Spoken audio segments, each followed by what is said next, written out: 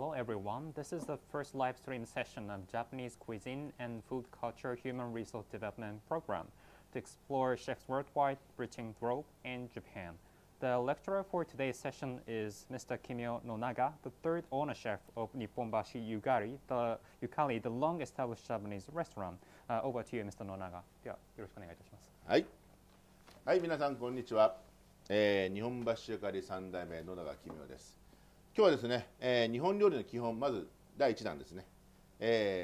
茶碗蒸し、蒸し料理ですね。蒸し料理ということで、茶碗蒸しをね、今日は作っていきたいと思います。皆さん多分茶碗蒸し知ってると思いますけど、まず基本に戻りましてね、柔らかい茶碗蒸しとちょっと固めのね茶碗蒸し2種類ちょっと作っていきたいと思います。Hello everyone, it's nice to see you. My name is Nonaga KIMIO, the third owner chef of Nihonbashi Yukari. And today what we'd like to introduce to you is one of the basic Japanese cuisine approaches to steam foods. And today we'd like to cook a chawanmushi, the steamed egg custard. I think you already know this cuisine, but we'd like to go back to the basics and fundamental of Japanese cuisine, and would like to prepare two types of chawanmushi. One is soft, and the other is somewhat hardened version. はい。まずね材料ですね。まずは卵がないとダメですね。卵にお塩、あとはねお醤油です。あとはみりん、あと大切なのはねお出汁ですね。はい。日本料理の基本ですね。一番出汁、命の出汁です。And I'd like to introduce today's ingredients, what I'm going to use, and starting with eggs, of course, and salt, soy sauce, mirin, sweet sake, and last but not least, dashi, and the dashi soup stock, and this is the soup stock of life, as you know. はい、今日のお出汁は、一番出汁ですね。カツオと昆布で、取ったお出汁です。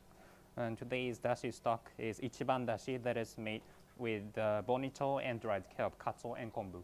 はい。まずはね最初に、柔らかいね茶碗蒸しの割合を教えていきたいと思います。So first, I'd like to start with the soft chawanmushi and what would be the ratio, percentage of the ingredients for this. まずね分かりやすいように卵1個でね作っていきたいと思います。So just for sake of the explanation, I'd like to use just one egg. はい。まず卵1個を割っていきます。First, cracking an egg and put it into the bowl. で必ず何グラムかね測ってください。And please make sure to measure the weight of the egg. 今ちょうど測ったらグラム的には55グラムです中身。So it's 55 grams inside. はい。ということはこれの3倍のお出汁を入れます。And then you need to put 3 times more volume dashi stock. はい。でその前にまずね卵をよく混ぜます。But before doing so, please stir and mix the egg. ここがポイントで白身とね卵黄をよく切る。And the key here is to mix and stir. Turn the yolk and white very thoroughly. はい、最初に出汁を入れてしまいますとねこう泳いでしまうので切りづらいんですね。And if you put the stock, dashi stock, in the first place, then the eggs will swim inside the stock, so it will be difficult to just cut and beat eggs thoroughly. はい。でまず1回ゼロにして出汁を、3倍入れますね。So please cancel the weight of the scale to 0, and then we are going to put dashi into the bowl. はい。今日はね 160cc 入れます。Today we are going to put it the dashi stock by 160 cc's. ちょっと気持ちね3倍と言いながらちょっと気持ち少なめですけど160。I said threefold, but a little less than that. はい、160。So 160 cc's. そうしましたら、みりんを2グラム。Then you need to put 2 grams of mirin sake. だいたいねこれ今日は小さじですね。小さじ半分ぐらいかな。And just you need to use a small spoonful, just half full of small spoon. はい、2グラムです。Which amounts to 2 grams. でなるべくやっぱりね、卵を見てください。白っぽいでしょうね。ここにあんまりね、濃い口醤油をガバッと入れると黒くなってしまいますので、これも同じ 2g です。And please take a look at this egg. It looks white. So today we are going to use dark soy sauce. So please be careful about the amount of soy sauce. There are 2 grams as well. もう今半分ぐらいかな。本当ね。Just half of it. あんまりね、色はつけたくないです。で最後に塩はもう本当に3本指で3本指一つかみパラパラパラパラ。And we don't want the egg to be dark. And also lastly, salt. And please use your fingers and just pick some very little amount of salt and put it into the egg. ほらよく混ぜる。そうするとね、ほら醤油が少なめだからあんまりね茶色くなってないですよね。ここでよく茶蒸しのレシピで薄口醤油って書いてあると思います。皆さん多分世界的に薄口醤油少ないと思うんで、あえて普通の醤油を少なめにして塩でちょっと多めに入れることによってうまみ、お出汁のうまみ、卵の美味しさを引き出してます。And mix it in thoroughly. And as you can see, the soy sauce is used a little bit, so the color is not very dark. And today, and in many recipes of Chawanmushi uses a light color soy sauce, but I think it's not very available around the world. So today we just using the ordinary soy sauce, and by using so, a little bit of soy sauce and very much a little bit of salt, then you can increase and improve the flavor coming from the egg and dashi stock. で次のポイントです。一度ね必ずこういうざるでねこしてほしいですね。And the second key point is that please use the strainer to strain the egg. で次はこう必ずゴムベラでよく混ぜながらこしていきます。で必ずねボウルに残りますからこうゴムベラできれいにね流し入れて、次はこの後こすのもこういうねゴムベラのがねこうきれいにこすことができますし、最後の一滴までほらきれいにね取れますからね、もったいないですからきれいにね使い切る。で最後はここでちょっと持ち上げてこうやってきれいに、こしてあげると、はいきれいにこしきれました、ね、最初に卵を混ぜてるおかげでほらきれいにほとんど残らないですよね。はい。And please use a rubber spatula to strain the egg. And as you can see, we need to use rubber spatula because there will be some remaining of the egg in the bowl. But using the rubber spatula, you can just every 1 drop of egg mixture in the bowl. And as you can see, as we just first mix the egg thoroughly, there would be no remaining of the egg in the before the straining. でここでね必ず味見をしてください皆さんね。僕らロボットじゃないんで人間なんで必ず もしかしたらミスをしてるかもしれない。で美味しい味かなっていうのを確認しないとやっぱりねお客様に出す時とかね失礼なので、必ずちょっと味見します。ちょっと器に入れてちょっと美味しい。And please check the taste of the mixture. It's very, very important. And we are not robots, we are just humans, so we may sometimes make mistakes. So it's important to check the taste before we serve it to the customer. And as you can see, we can just taste a sip of this mixture. And yes, it's very, very delicious. ここでパッと飲んだ時に卵の味、だしの味がある程度カツンときてこう余韻でねだしの香りが残るぐらいまである程度しっかりする。というのはこんなに色が薄いんですけど、だしの味、みりん、お醤油の香りであと塩で味を引っ張るこのバランスが見ての通り色もねこんなに卵の色が生きててでも美味しさを感じる。であとこの後熱々も美味しいんですけどね、冷たい茶蒸しも美味しいので冷えると舌がこう感じがボケてくるのである程度味はしっかりつけた方がいいと思います。And when you taste this egg mixture, please make sure that you can feel the flavor of dashi out of this egg mixture. Although the color is not very dark, but you can sense the combination of dashi stock, mirin, soy sauce, and salt, and combined with the egg mixture. And also, It's of course delicious to have hot chawanmushi, but also you can enjoy the taste of cold chawanmushi as well. But when the chawanmushi is cold, it's difficult to be sensitive about the taste and flavor of the meal. So yes, I'd like to briefly explain that later. 見てる通り、見てください。こんなにサラッサラですけど、これが固まるとプリップリのね、茶碗蒸しになります。As you can see, it looks very smooth, and when it hardens, it to become a very velvety and silky texture. はい。あとね、器です。今日は器ね、こういう小さい、まあ湯飲みにも見えます。茶碗にも見えます。まあこういうちょっと薄手のね、小さいのに。今日このぐらいだったら今ちょっと流してどのぐらいか何グラムか測っていきますけど、だいたいちょうどいい、まあ半分よりちょっと上ぐらいかな。今これで60。はい。まあ器にね応じてやっぱり最低でも半分は入れた方がいいかな。はい。両方で70、70、140。はい。今こんなもんかな。なんでこのぐらいにするかというと、このまま食べてもいいですし、この上にあんをかけてもいいですからね。今は今日はこのぐらいにしておきます。And then we are going to put this mixture into some cups. Today we are going to use some container cup looking like both yunomi or chawan, but we can use some containers and cups for chawanmushi. And when doing so, please put the mixture into each container cup and at least fill the half of the container or the cup. And right now the scale weight of these are just 70 grams for each. So in total they weighs 140 grams. And the reason for this to filling just half of the cup is that you can just cook them as they are, or you can put some thin starchy sauce on top of them, which I will explain later. あとで見ていただくと、よーく見るとね、泡がねどうしても立ってしまうんですよね。これをね箸でねこうやってツンツンツンツンとやっても意外にね潰れないんですよ。どうするか。まあ、気にならない方は別にきれいにこう潰さなくてもいいんですけど、こうやってねよくこう霧吹き。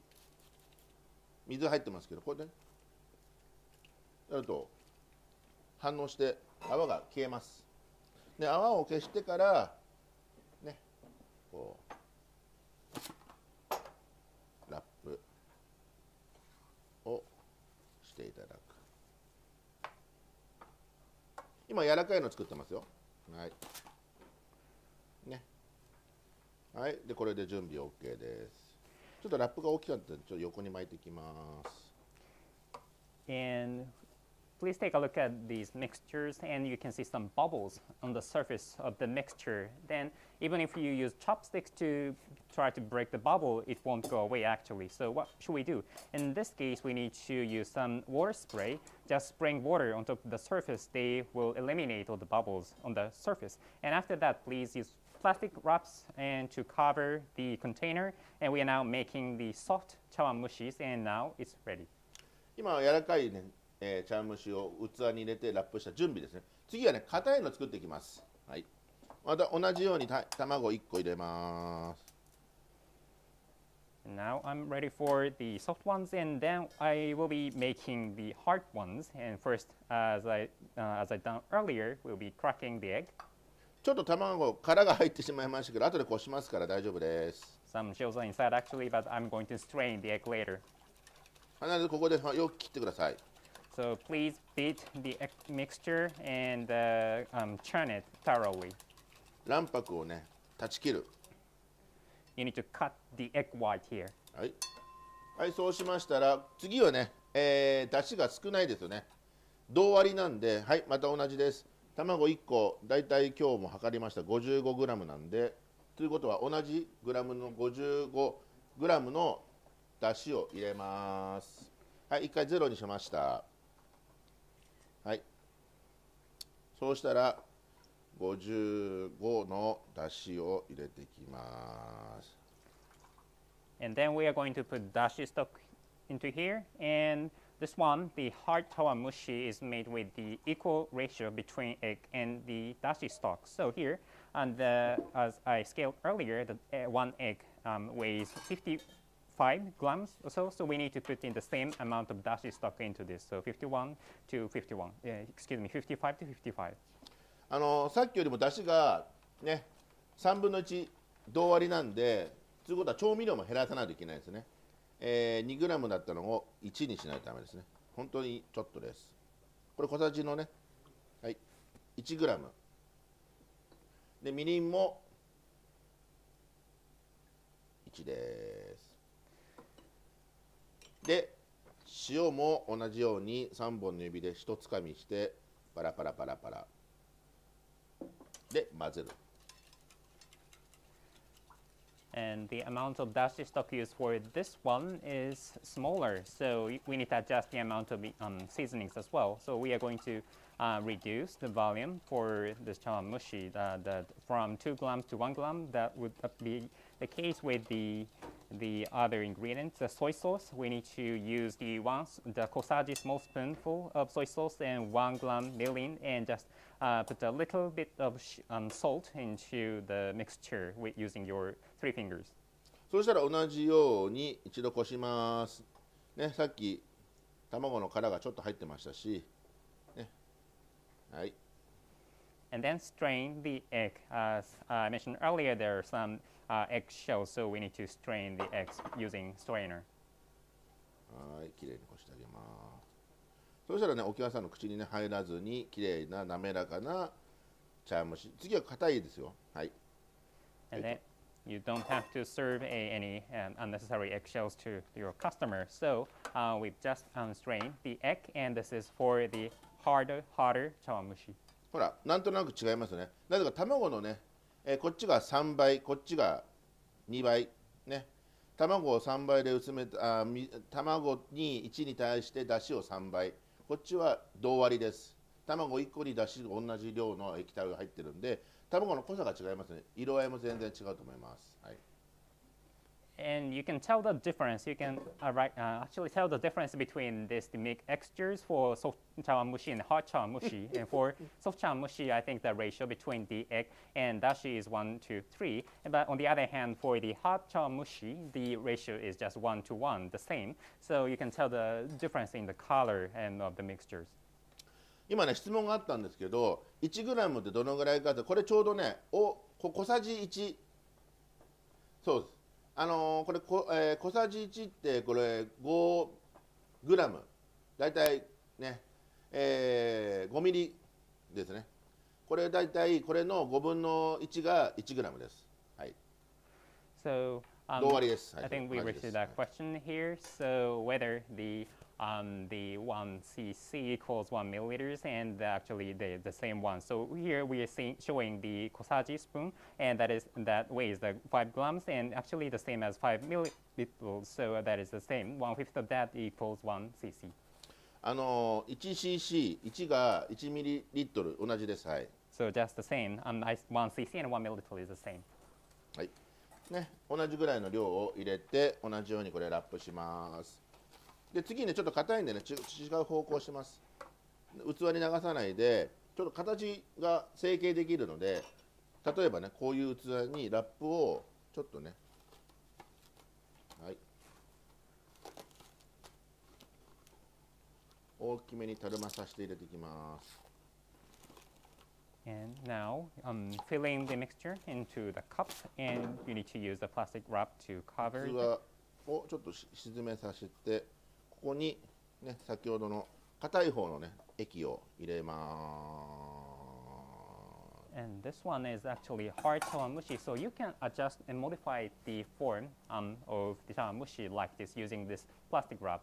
You can first put plastic wrap covered in the cup, and then you can pour the egg mixture into it. もうちょっとです。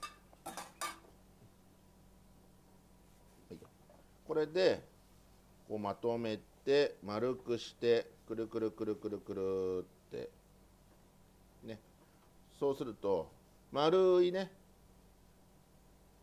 茶蒸し、まあ卵豆腐ですねができますんでね、こういうのはこういうふうに器に入れて丸めたまんまここに入れてあげると丸いね茶蒸し卵豆腐ができますんでね、ちょっと輪ゴムでねちょっと止めていただいて、はい、こんな感じですね。こうなりますから、でちょっと泡が立ってたとしても上に卵の泡がきますんで、こんな感じですね。はい、これで蒸していきます。And like this, we can make a bowl for spherical chawanmushi, or it's like tamago tofu. And yes, using this the plastic wrap, you can form this a chawanmushi in a spherical, a bowl shape, and then we are going to steam all of these. 今日はね蒸し器を用意しましたけど、もし蒸し器がない方は皆さんどこの家庭お店でもこうフライパンありますよね。フライパンお湯沸かしてもいいですし、このプリンと一緒ですね。こういうところにお湯を半分ぐらい入れたらこうパコンって入れてね、蓋をして中火でゆっくりゆっくり沸騰させてください。そうすると、蒸し器と同じように、蒸すことができます、ね。蒸し器がなかったらこう蓋が閉まるフライパンで十分蒸し器の代わりになります。その代わり、長敷きとかしなくて水を張って、器を入れてゆっくり火を入れます。ゆっくり入れないとどうなるかって、よく酢が入ると言いますね。スカスカに火が強いとポコポコ沸いちゃうんですね。だからそれをしないためにはゆっくりゆっくり温めるのがポイントです。はい、Today I'm going to use a steamer to make chawanmushi, but if you don't have one, you can use a frying pan instead and put water in it, and then you can put all of the cups into it to make chawanmushi as well. And then please put the lid on it, and please let them on medium heat so that you can boil them very gradually, slowly. And it's important to use this way because if you heat them too suddenly, then that will cause the boiling inside of chawanmushi, and that will let the chawanmushi be porous with a lot of holes. So please heat them slowly and on medium heat. はい。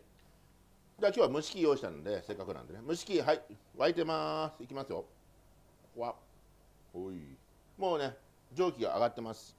開けてしまうとどうしてもね、温度が下がりますので、今の状態だったら今中火で十分です。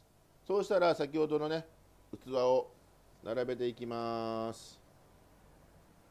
ね、で先ほどのね、こう器も。そうしたら温度が下がってますから、まず蓋をします。蓋をして、だいたい30秒ぐらいしましたら、火をちょっと弱めます。ね、そうしないとポコポコポコポコ卵が酢が入ってしまいますので、必ず、中火よりもちょっと弱めでゆっくりゆっくり蒸らすというのがポイントです。So I'm going to use the steamer for today's cooking. And as you can see, it's steamy inside. And when you open the lid, the temperature would decrease inside. So first, you can start with the medium heat, and you can arrange cups inside. And after 30 seconds or so, after you arranged all the cups into it, please turn down the heat to a little less. And then that would prevent the boiling chawanmushi inside, so that you can make a better one. And please keep the heat lower than the medium heat. はい、火加減は今ね、大体30秒経ったんで、中火よりもちょっと落とした感じですね。So as I mentioned earlier, it's been 30 seconds since I put all of them into it, so it's a little bit less than the medium heat. で、今日の器はね、ちょっと薄手なので、大体時間的には15分ぐらいかな。器も薄いですし、量も少なかったんで、大体15分から20分もあれば火が入ります。And you can heat the chawanmushi for about 15 minutes or so, because today the cup we used was somewhat thin. So given the thinness of the cup or the volume amount of the egg mixture into it, so I think 15 or 20 minutes would be sufficient. 今ね、質問があったんですけどね、最初のお湯の温度、だいたいポコポコポコポコって沸くっていうのがだいたい95度以上かな。温度を測るっていうのを温度帯、例えばうちもねスチームコンベクションがあるんですけど、スチームコンベクションだったら実はね85度を保ってれば茶碗蒸し1個だろうが100個だろうができます。なぜかというとタンパク質の僕らの体もそうなんですけど、固まる温度帯っていうのは62、3度なんですね。なので62、3度以上に保つと、固まってきます。タンパク質が。なのでポイントは85度を保つ、はい、なので今日の蒸し器は測れないのでポコポコポコポコ沸いた蓋を開けた温度が下がります。なので食材を入れて蓋をして庫内が85度以上になるまでにが30秒待つということですね。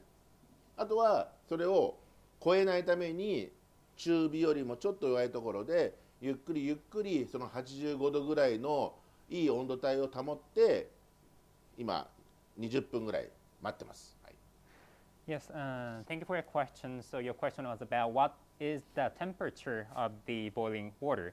Yes, that would be around 85 degrees or so. So when the water is boiling, that would be about 95 degrees. But to show some example, we have a steam convection in a restaurant, and yes, you make chawanmushi for 1 or 100 cups, and at the 85 degrees as a temperature. And as you may know, our protein, as well as our bodies, the protein will solidify at the temperature of 60 to 63 degrees. So we need to keep the temperature more than that. So probably around 85 degrees would be a sweet spot for chawanmushi to solidify. So in this case, we are using the steamer, and we would like to keep the temperature around 85 degrees. And so that's why I waited for just 30 seconds before adjusting the heat. So for this case, we will be waiting for about 15 to 20 minutes and maintain the temperature range around 85 degrees also. すごくいい質問で、料理って科学なんですね。日本料理で料理って理を測る、ロジカルなんですね、すごく。なので、その卵が何度で固まる、卵って何なの？タンパク質の塊だよね。でそれが凝固するというのがさっき言った62、3度から固まる。それが85度というちょうどいい温度帯だと酢が入らない。よく失敗した食感が悪い卵っていうのはよく僕ら沸くっていうんですよ。ポコポコポコポコって沸いちゃう。そうすると火が強い証拠でそれは失敗したやつなんです。それが温度が高いという証拠。それを失敗しないという一番いい温度帯はもしここが分かるんだったらピッて分かるんだったらその85度を保てばいいけど中がちょっと分からないからスチームコンベクションとか温度設定できるもんだったら、85度で最初から最後までだいたい20分もあれば本当にきれいな茶碗蒸しができます。And that was actually a very good question. So cooking is a form of chemistry, actually. So in Japanese, ryori means, and cooking in ryori in Japanese means to measure the logic. So the cooking in Japanese is a very logical one. So you need to take an egg, for example. What is an egg? Egg is just a lot of a very gathering of proteins, and as you know, the proteins will solidify at 62 or 63 degrees. And as I mentioned earlier, the good temperature for making a good egg is 85 degrees, and then you can prevent the egg will be somewhat boiled. So when you taste the bad texture eggs, they are too much boiled. That means the heat was too high. So to prevent that, we need to adjust the heat. And the 85 degrees, this is the sweet spot, and where you can control the texture of egg, and that is a very good range for us to make chawanmushi. And also, as I mentioned earlier, we are unable to just take the temperature of the steamer inside. But if you can use some steam convection, for example, you can set the temperature at 85 degrees, and then you can make a very good texture chawanmushi.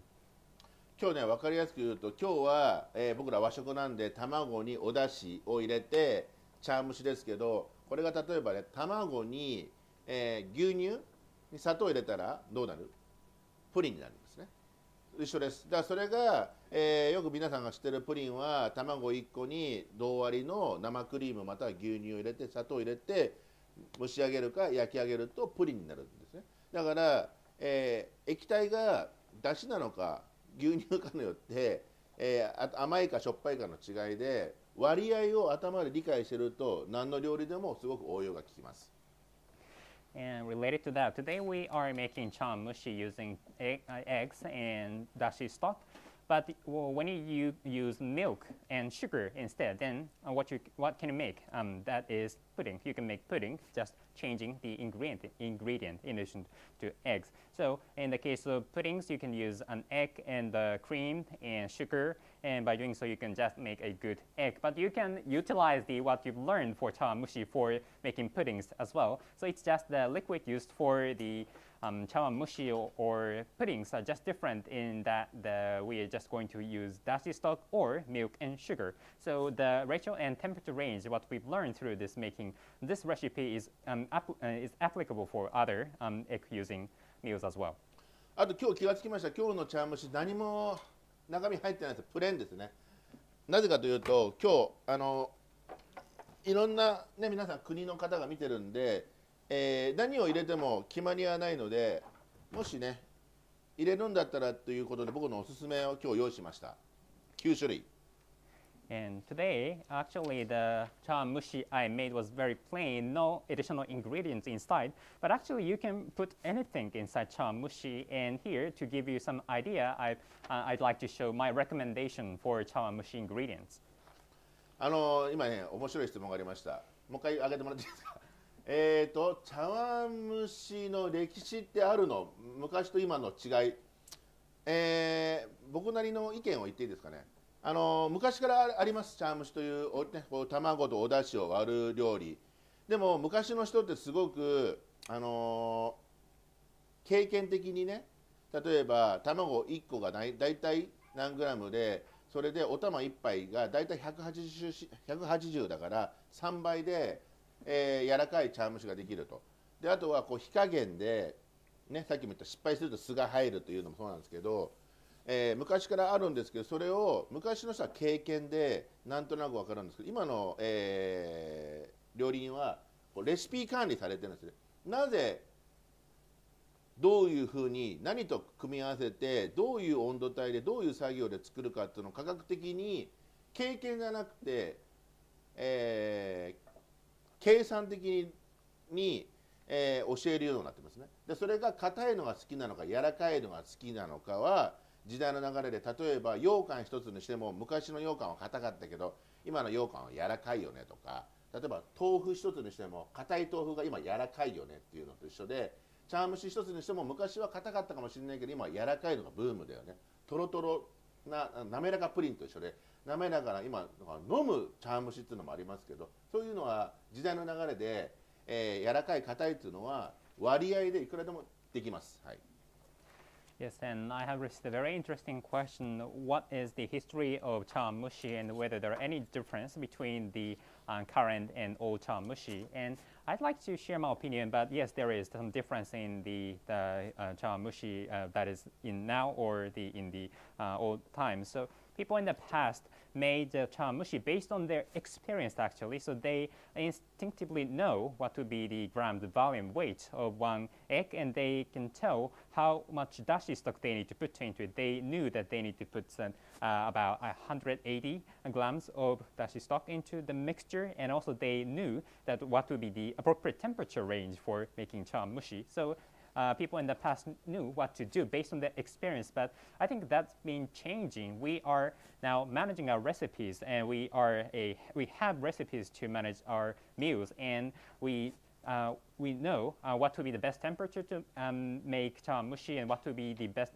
ingredient ratio of each ingredient, and based on chemistry and science and calculation. And by doing so, we can control some texture, softness, the hardness of chawanmushi even. So, and the chawanmushi in the past, yes, chawanmushi has been through some changes over the history, and also that is the case with ryokan or the tofu as well. In the past, people prefer some hardened meals, but the ryokan and tofu are getting actually softer and softer, and that is also the case with chawanmushi as well. People tend to like and prefer some silky texture chawanmushi, and even we can see even a drinkable chawanmushi that they are so fluid that you can drink chawanmushi right away. So I think that has been the changes we are seeing. So chawanmushi, as with other meals, has been changing over the years.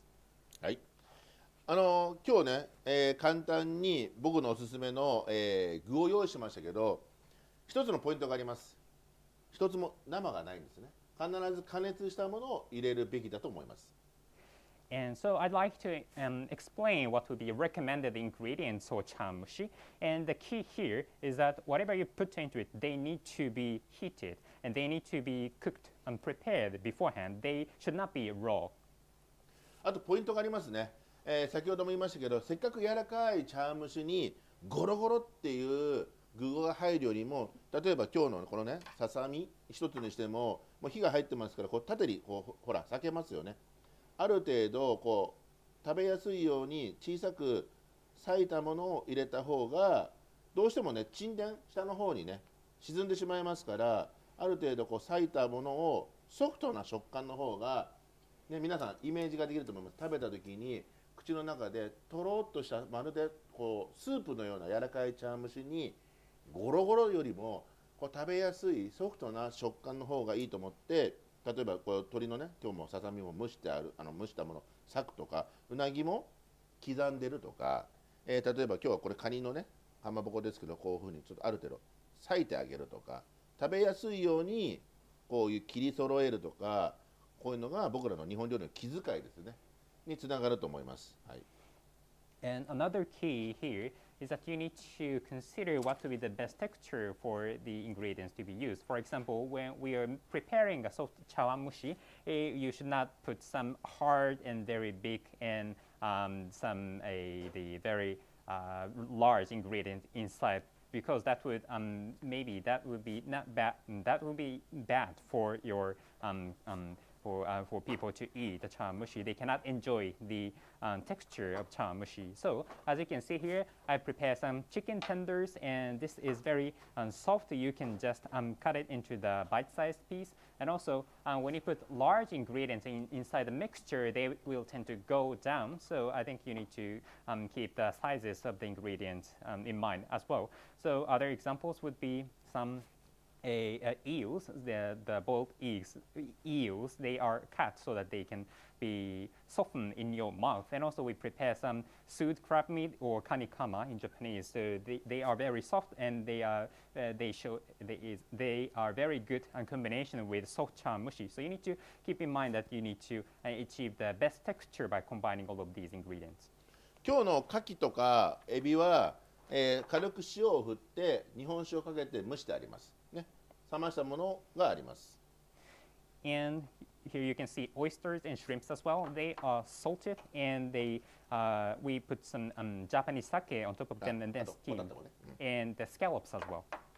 はい、あえて、まあ、生というかこれね、まあ、あえてこれ今日はイタリアの生ハム持ってきましたけど、はい、こういうのもこう刻んであげてね、入れるとすごく香りがね引き立ちますし、おすすめです。あともう一つね、今日僕のおすすめ、チーズですね。乳和食って新しい和食っていう言葉もあるけど、乳製品の乳の和食、実はね、お出汁と卵と、こう乳製品、今日チーズですけど、すごく相性がいいですね。なのでね、このまま大きいを入れるよりも刻んだりとか、例えばモッツァレラチーズだったらだしとね溶かして、茶碗蒸しの上にかけるソースとかね、いろいろと乳製品、僕は相性がいいと思うんで、今日は僕のおすすめ、今日はこれだったらね、刻んで中に入れてもいいと思いますね。はい。And today I brought some raw ham or the dry cured ham prosciutto.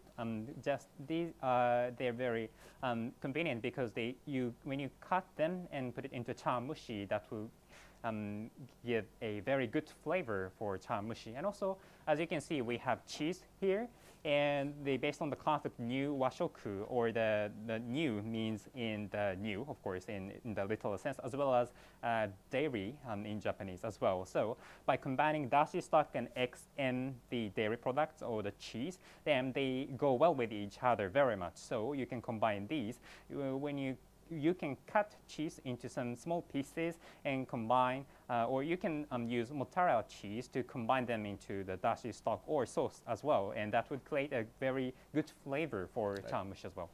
と言ってる間に大体ね、もう20分以上過ぎちゃいましたね。はい、ちょっと開けてみましょうか。It's been 20 minutes already passed, so I'd like to open it. おおほほほほほ、すごい膨れてたね。Swell in. はいはいはい。お、いい感じ。ちょっと出していきます。It looks great. 僕はね、手の皮が厚いからあれですけど、皆さんはちゃんと手袋をして取ってくださいね。I can handle it with my naked hands because my skin is very strong, but please use gloves because they are too hot. よいしょ。はい。ちょっとね、ラップを剥がしていきます。I'm going to remove plastic wraps. おい。ほら、プリプリ。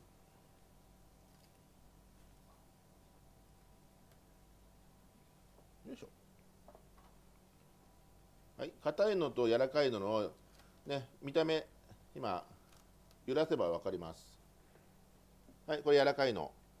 You can tell the difference between soft and hard chawanmushi. These are soft chawanmushi. これ硬いの。This is a hot one. 入れません。硬い触ると。はい、They won't be shaken. They are very hard. ね。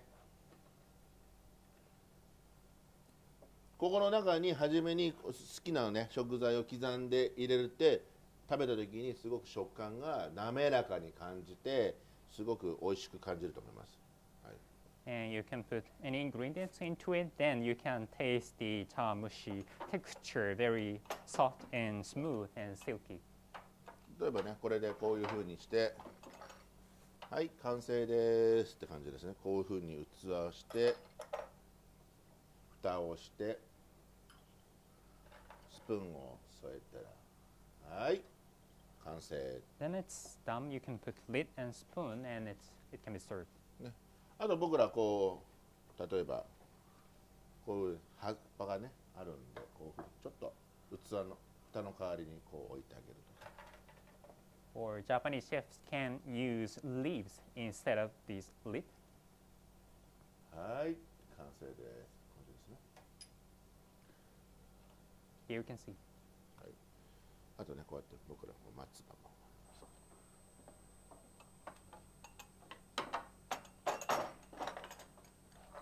はいこれ硬いやつです。今日は器ね、こういう茶蒸し用の器とかありますけど、今質問でねかぼちゃを器にして作りたい、どう作ればいいですか。実は僕ら和食でもよくねかぼちゃ使います。かぼちゃとか柚子ですね、今の時期でしたら。あと冬瓜とかね、器になるもん何でもいいんですけど、もしねかぼちゃを使うんでしたら一度中をくり抜いて一度蒸してください。なぜかというとやっぱしかぼちゃもね食べたいじゃないですか。ということは一度蒸すか、だしで炊いて柔らかくスプーンでこう食べられるぐらいまで一度、蒸すか、だしで炊いたやつを用意してください。そうしたら今日のね自分のお好みです。柔らかいタイプか硬いタイプの、茶蒸しの液体を作ります。あとはお好みの具を、僕だとかぼちゃいいかもしれないな。かぼちゃにはうなぎがね僕合うと思います。ね、刻んだうなぎを入れて刻んだチーズ入れて蒸し上げて、僕だったらべっこうあんとろーんってかけるな。はい、 So yes, and thank you for your question. You'd like to use the pumpkin for the container for the chawanmushi. Yes, today we've used the cups for chawanmushi, but you can of course use pumpkins as well. And for Japanese cuisines, actually we use pumpkins for chawanmushi's containers, and sometimes we use yuzu citrus or some togan pumpkins as well for the container of chawanmushi. And what you need to do is to just remove the inside of the pumpkins, and you need to steam the pumpkins because that way we can eat the pumpkins themselves as well. So please steam the pumpkin, or you can steam with the dashi and the pumpkin container. Then you can also eat the pumpkin inside as well with using some spoon or so. And so that is important to steam, to prepare the pumpkin in advance. And also, after that, you can put any egg mixture for hot one or soft one, either which you would like, and then you can put some your favorite ingredients. I would recommend using unagi, eels, or a cheese. That would be a great combination with pumpkins as well. And in that case, I would probably use some bekko ang, or that would be the turtle shell colored thin sauce on top of chawanmushi, that would be a good combination with the chawanmushi for pumpkins. はい。今質問でですね、ラップがなかったらどうしましょう。ラップがなかったらね、上にアルミホイルでもいいですし、僕ら和食だったら布巾、なんつうのかな、こういうタオルでもいいですし、キッチンペーパーでもいいですしね。キッチンペーパーだってあるかな。上になんかちょっとカバーをかぶせてあげると、水滴がね落ちないので、あとは別にスチームコンベクションだったらラップしなくても大丈夫です。なぜかというと熱風が回りますからね。ラップとかしなくても、スチームコンベクションだったら、大丈夫です。And to make chawanmushi, if you do not have plastic wraps, you can use tin foils or towels instead, or you can use kitchen papers. And so that will prevent the droplets coming up from the cover or lid. And or you can use steam convection. So without using wraps, the wind will be blowing inside, so you don't have to use plastic wrap inside. So that will be the alternatives when you don't have plastic wraps. 今質問でですね、かぼちゃの器に使うときは味付けした方がいいですか。僕のおすすめは軽く味付けした方がいいですね。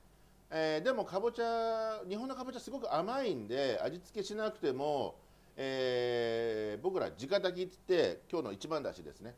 一番だしにほんとちょこっとね塩とお醤油を入れて、お吸い物のおだしのおつゆ、または簡単に言えば僕ら和食の人だとおでんのおつゆって言うんですけどね、ちょっと薄めでねしっかりした味付けのところでコトコト炊いてあげる。それか、蒸すんだったらちょっと軽く塩かうどんかパラパラと振って蓋と一緒に蒸し上げる。そうすると甘さが引き立ちますので、いいと思います。はい、あんまり味付けはしない方がいいと思います。なぜかというとすごく今日の茶碗蒸しが味がしっかりしてるんで、卵とこうかぼちゃの甘みと崩しながら食べるという方がいいと思います。薄めがいいと思います。So another good question. So when you'd like to use pumpkins for the container, whether the pumpkin should be seasoned, I would recommend just a little bit of seasoning or putting some flavors onto the pumpkin container, but not too much, because Japanese pumpkins are very sweet. So it's important to rely on the flavor coming from the pumpkin itself. So I would recommend using a bit of salt or a little bit of soy sauce or the dashi stock, or you can use some dashi for osuimono, Japanese traditional soup, or the sauce for oden, the Japanese traditional meals as well. So you can use some very not so heavy sauce as the seasonings to boil the pumpkin, or you can steam the pumpkin with a little bit of salt or things like that, but not too much, because it's important that to enjoy and appreciate the flavor of the taste of these chawanmushis themselves, because they taste very strongly. So you need to improve the combination of the taste of chawanmushi themselves and also with the pumpkin container. ちょっと待ってください。今ねかぼちゃって言われましたけど、僕のおすすめね、かぼちゃだったら世界的にあるかもしれないけど、もし手に入るんだったら柚子ですね。僕らよく柚子がまず柚子をポーンと8対2ですね。8が下、2の割合でポーンと切って蓋のように切ります。そうしたら中をスプーンで、ね、くり抜いて、そこに今日の茶碗蒸しのね具、そういう時にはねエビとかね、こうカニとか魚介類がすごくあります。こういうのをねちょっと刻んで入れて蒸し上げて、柚子と一緒にね柚子の釜の茶碗蒸し、すごくね美味しいですね。And another alternative cup, in addition to pumpkins, is yuzu citrus. I'm not whether it's available worldwide, but yuzu citrus would be a very good container for chawanmushi. So you can cut yuzu citrus into 8 to 2. So you can take the 80% of the bottom part of yuzu citrus and then remove the content with using a spoon also. Then you can put egg mixture inside the yuzu citrus container, and they go very well with shrimps or the crab meat. And you can cut them into it and then steam it as a whole, and then you can enjoy the flavor coming from yuzu citrus container. あとね、僕のすごいおすすめがあります。今日今せっかく作りましたこれ柔らかい茶碗蒸しありますよね。ここにはいパルメザンチーズね、このパルメザンチーズをパラパラパラパラパラパラパラパラパラたっぷりたっぷりかけて、このまま食べてもいいんですけど、ちょっとねアクセントで、ちょっとねアクセント色合いですね。ちょっとネギかなんか刻んで、ほら色が締まったでしょ。美味しそうでしょ。これがもうニュー和食ですね。今ね嬉しいコメントありました。美味しそうというコメントがありました。そういうのは遠慮なくね、美味しそうとかね、大将も美味しそうだとかね何でもご意見、はい、なんか大将もこれプリプリして美味しそうとかねちょっとお腹出てるとか、すいません、何でもコメントいただきますよ。これがね、いきますよ。これこう見てください。これねトロトロでいきますよ。ほらもうプリプリトロトロ、これがね美味しいんですよ。これも食べる時こう軽く混ぜてね、もう食べちゃいます僕。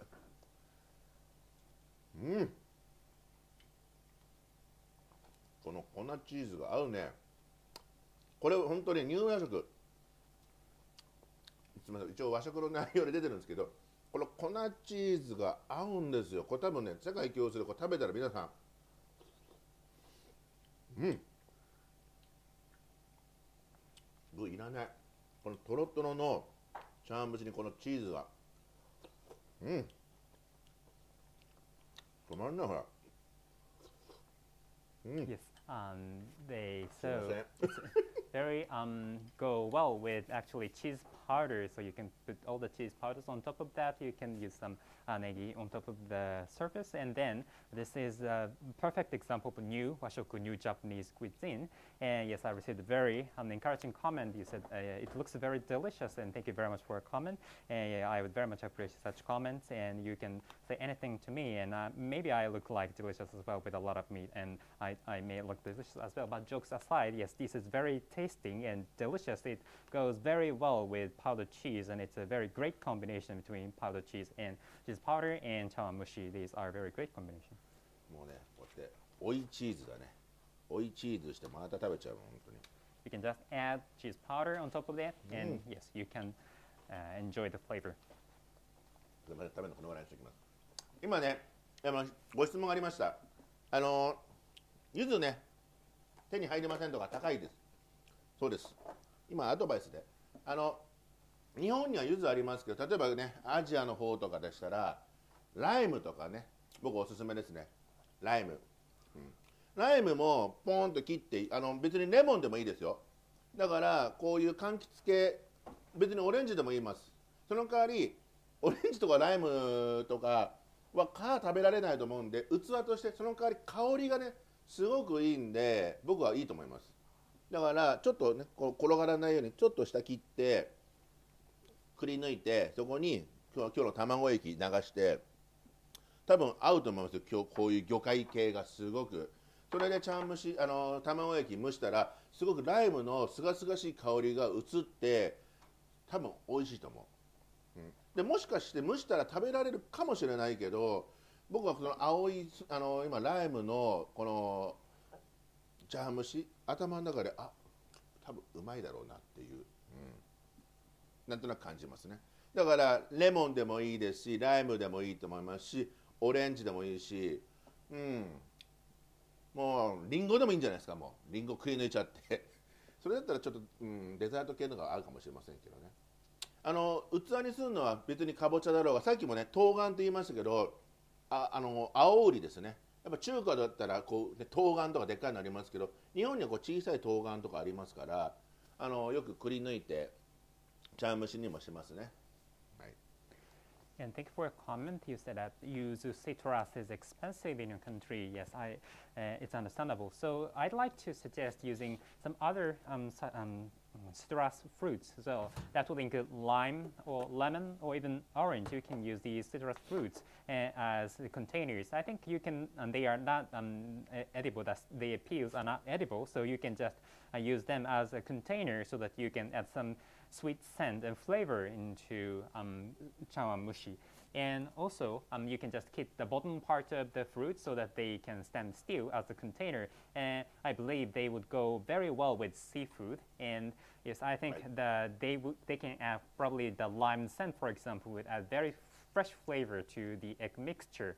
So yes, I'm imagining that the lime and the chawanmushi in lime, lemon, orange would be very delicious. And also, you can use apples in even, but I think that would be good combination for some the chawanmushi with some for dessert or for pudding like chawanmushi, I think. But you can use anything. I think some other alternatives for containers for chawanmushi as well, pumpkins as well, or togans I explained earlier. You can cut them and please remove the inside content of that and and you can use them as the containers for chawanmushi. 今ね質問でですね、合わない具ってありますかって言われたんですけどね、逆に思いつかないかな。何でも合いますね。例えば今日今具分かりやすい世界共通で手に入るものを用意しますけど、日本だったら銀杏とかかまぼことか鶏肉とか三つ葉とか入れますけど、例えばね僕だったらお米入れてもいいと思うね。あと刻んだお蕎麦とかね、いいと思いますよ。だから合わないものと逆に、例えばさっきも言いましたけど、必ず生のものは入れちゃダメですね。生のものから火が入っていくと、例えばお肉とか魚とかのもし生臭みが火が入ってないと、その生臭みが例えば匂った時に、匂いというのはある程度腐敗している匂いなんで、それがそのまま卵に移って臭く感じますので、必ず火を入れたものを使った方のがあまり馴染まなくて美味しく食べられると思います。あとは食感ですね。切り方です。すごく大切です。はい。Yes, another good question. Whether are there any ingredients that would not go well with chawanmushi? Yes, it's hard to say, but if I say, I think raw ingredients would not be a good fit for chawanmushi. You need to heat ingredients in advance. So, for example, raw meat or raw fish. When you put them into chawanmushi mixture, then that would put the foul flavor to the egg mixture. I think you should avoid that. So you need to heat them in advance. And also other good combination with chawanmushi would be in Japan probably the ginnan or ginkgo nuts or kamaboko, the sea paste or the chicken meat, the chickens or the edible trefoil mitsuba, or you can even put the rice or soba noodles inside, and they will go well with the chawanmushi. And also, you need to keep in mind that you need to have a good texture when you combine them into chawanmushi. 僕だったら例えばね、今から応用ですけど、お醤油がないとか言うんだったら、例えば牡蠣なんか僕はおすすめなんですけど、例えばオイスターソースをお醤油の代わりにちょっと入れてもすごく美味しいと思うし、今日はあえて蒸してありますけど、これオーブンでねわざとで焼く時もあるんですね。その時はあえて今日みたいな硬いやつですね。硬いのは、僕らは例えば食材をね7つ入れるんですね。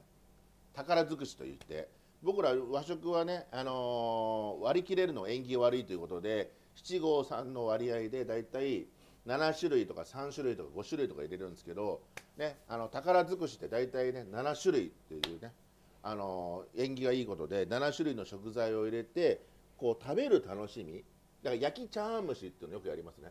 焼くことによって表面が焦げますよね。メナール反応といって焦げた香りが茶色い香りとか色合いがちょっとバター入れたりするんですけど、そうすると食欲が湧くんですね。さっき僕がここにチーズ入れたのと一緒ですごく乳製品と相性がいいので盛りだくさんの具というのもありだと思いますね。だからうなぎを入れるとか、ゆり根を入れるとか、僕らよくやるのはあと里芋入れるとか、その代わり必ずだしで炊いたものとかですね、うなぎも焼いたものとかですね、入れるものは決まりがないんですけど、具だくさんにしてあげてボリーミーな、焼き茶碗蒸しっていうのもありだと思います。Yes, and when you don't have soy sauce, you can use instead oyster sauce. That would be a good combination with oyster as an ingredient. So you can use oyster sauce instead of soy sauce if you don't have soy sauce to hand. Or you can use baked chawanmushi. You can use an oven to bake chawanmushi, and you can put You can use a hardened version of chawanmushi and put a 7 ingredients, what is called Takarazukushi in Japan. Just for information, in Japan, people tend to prefer odd numbers, not even numbers, for the sake, odd numbers would bring about fortune. So you can put a very large number of ingredients into it, for 7, for example.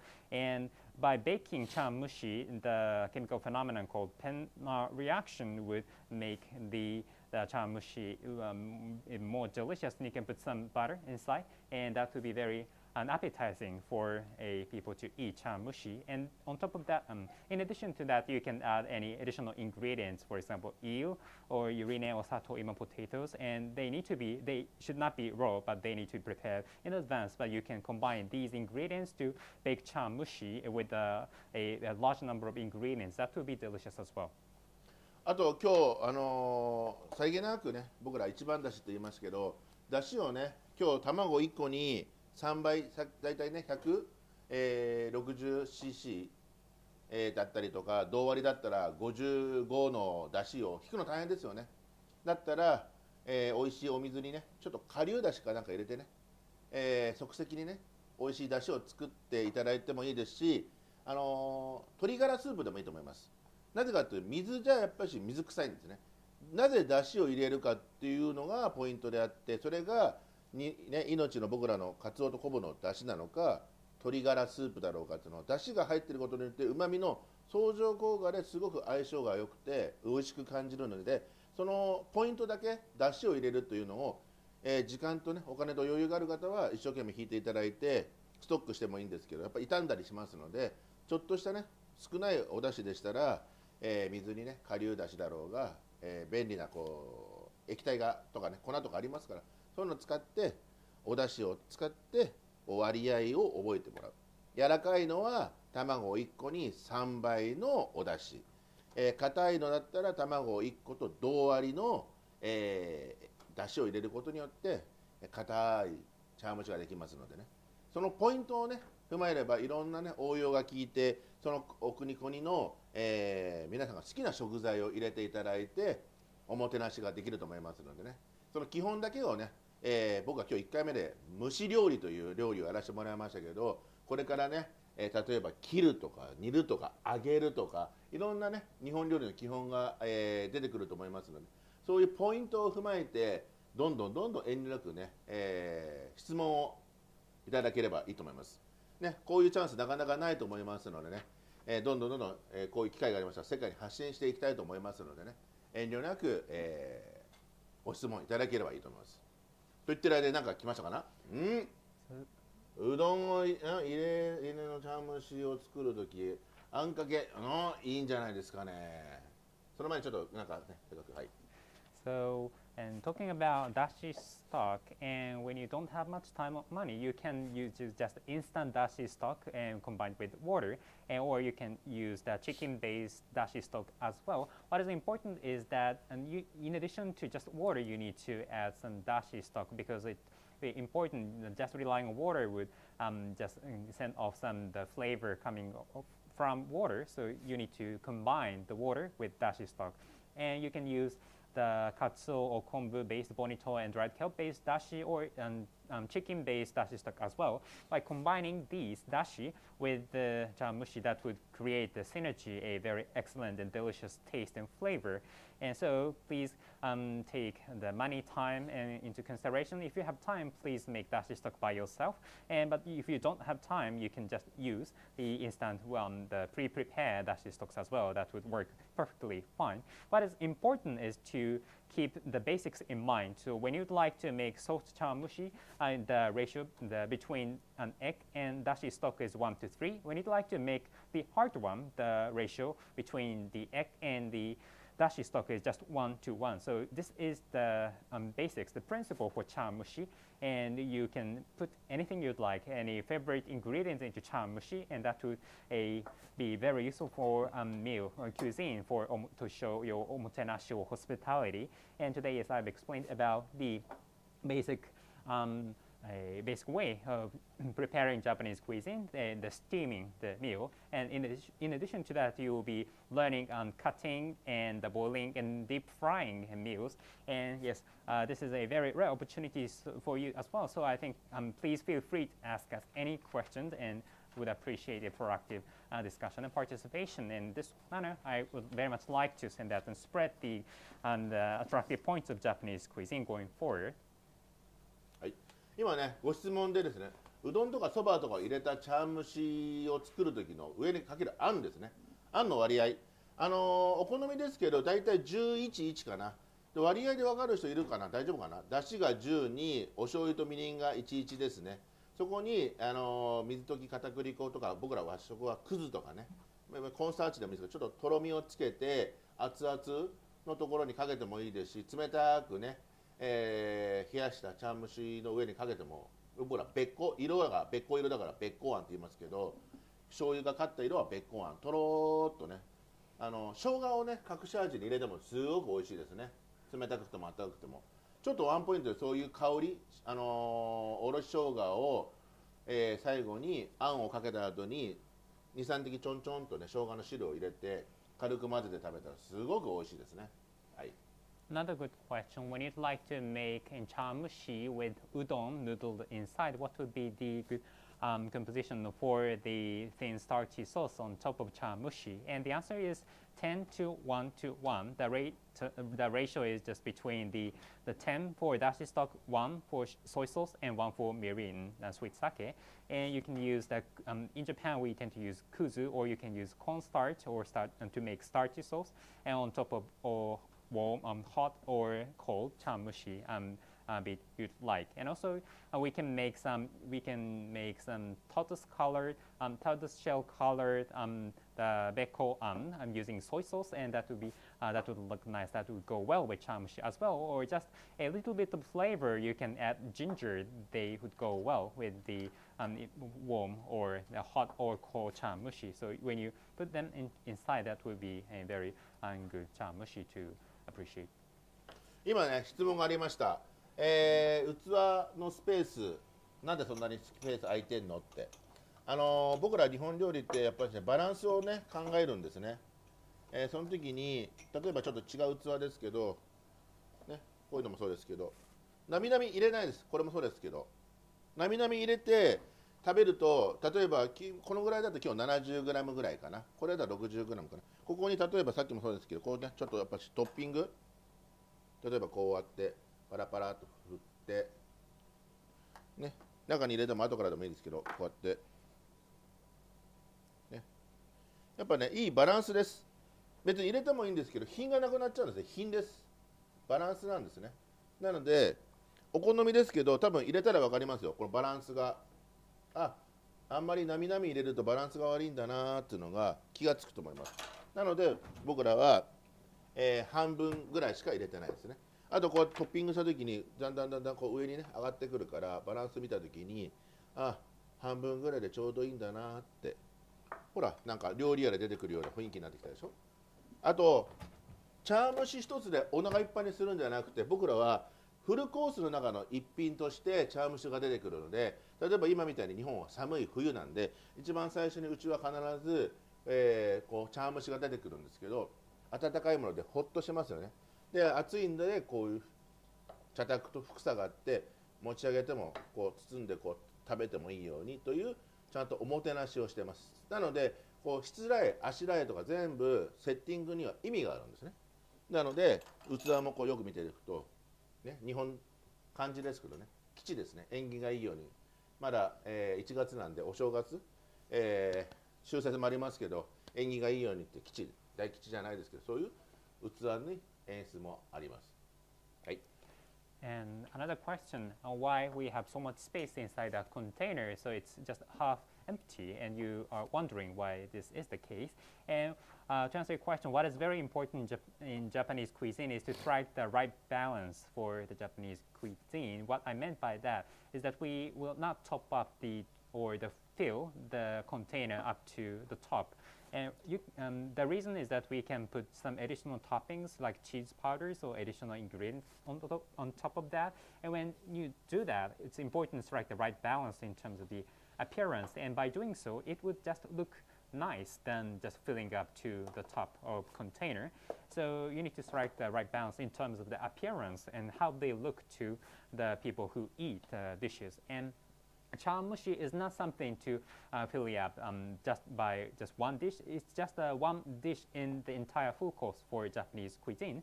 So when it's winter in Japan, so when the people visit our restaurants, they'd like to have something warm so that would be relaxing to them, that would be comfortable to them. And as you can see, we have some cloth under the container, and even when the container is too hot, the people who eat the chawanmushi can have it with not burning their fingers using that cloth. So this shows some form of omotenashi, hospitality to the people who eat chawanmushi. And actually every element in Japanese cuisine, or appearance, or setting, or using dishes or containers, have some meanings here. And we have some Japanese character, which means fortune in Japanese. And I think that way we can show some part of the element of Japanese cuisine, showing the everything has a meaning.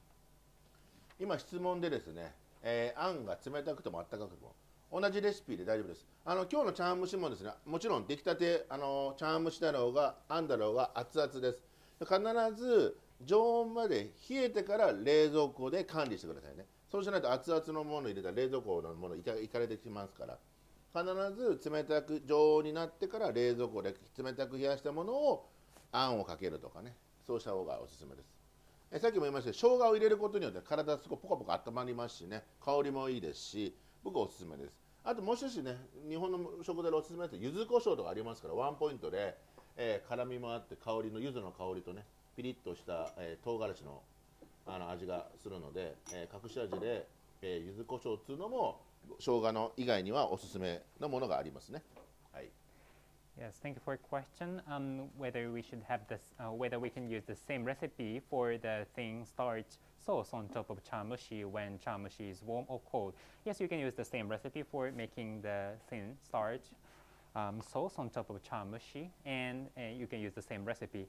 And in doing so, today we prepared very hot chawanmushi, and so when you'd like to make them cold, please let them go down to the room temperature, and after that you need to put them into the refrigerator. And when you put something hot into the refrigerator, that would damage your other ingredients inside the refrigerator, so please keep that in mind. And additional comments, it would be a good, as I mentioned earlier, it would be good to use ginger as a flavor in the chawanmushi, and that would make your body hot, and that's very a good flavor as well. And also you can use some Japanese seasoning called yuzu pepper, yuzu kosho in Japanese. That is a very good combination with chawanmushi as well. はい、今日は第1回目でね、日本料理の基本ということで蒸し料理やりましたけど、実はですね、僕ね、YouTube やってるんですよ。野永チャンネルっていうのがありましたら、よかったら、ちょっと日本語なんですけど、野永チャンネルぜひね、見ていただきたい。なぜかと言いますとね、日本料理、懐石料理とかね、日本料理、和食すごく大切だと思うんですけどね、僕のチャンネルは日本料理の基本のおふくろの味シリーズですね。家庭的な昔から僕らがよく食べてる料理をね、分かりやすく日本料理の一応日の丸背負ってますから、ね、先生として分かりやすく今の若者たちに和食離れしてる人たちも多いので、もっと和食のいいところを知ってほしいということでね、見直してほしいということでしてますので、今日は蒸し料理もね教えてますけど、違う料理、家庭的な日本料理の基本も教えてますのでね、よかったら野永チャンネルも皆さん見てください。And today, this is the first live stream session to teach you the basics of Japanese cuisine and about the steaming meals. But I'd like to give you some remark. That is, I'm running actually a YouTube channel, NONAGA channel, and actually it's all in Japanese. But I would very much appreciate if you could take a look at all of the videos on channel. And yes, it's important to learn kaiseki, very traditional Japanese cuisine as well. But in my channel, I teach about the very family meals that would be appreciated, enjoyed by the ordinary Japanese people. And recently, young Japanese people are shifting away from traditional Japanese meals, but on my channel, I've been teaching a lot about the traditional, the family meals in Japan, as you can see from my Japanese national flag and with my clothes. But yes, I would very much appreciate you if you could subscribe to the channel and take a look at my videos on YouTube. 今回の企画は、日本料理とね、世界の架け橋ですね、つなげてるということなんで、今のね、こういうネット時代なんですぐつながりますんでね、いろんな、アイデアとかね、質問とか、遠慮なくね、じゃんじゃんこうコメント書いていただきたいと思います。2回3回続いていきますのでね、遠慮なく、虫の、料理で先生やってたことに対して質問だって次の人にもね、バトンタッチしてもいいと思いますし、なんか皆さんちゃんと答えていただけると思いますのでね、遠慮なくご連絡待ってます。こんな感じです。And this event is bridging between Japan and the world in terms of cuisine and meals. And as we are living the digitalized society, so we can get connected very easily. So please feel free to ask us any questions and share ideas or make comments on every time. And there will be a second and third session as well. Please feel free to ask us any questions, or you can ask next lecturer regarding what I taught to you on the scheming related approaches. And all the lecturers will be very willing to answer your questions, so please feel free to do so. はい、次は何料理かな。次はね、日本酒ですね。日本酒の、先生が出てきますのでよろしくお願いします。じゃあバトンタッチします。And the next lecture will be about Japanese sake, and I will hand over to the next lecturer.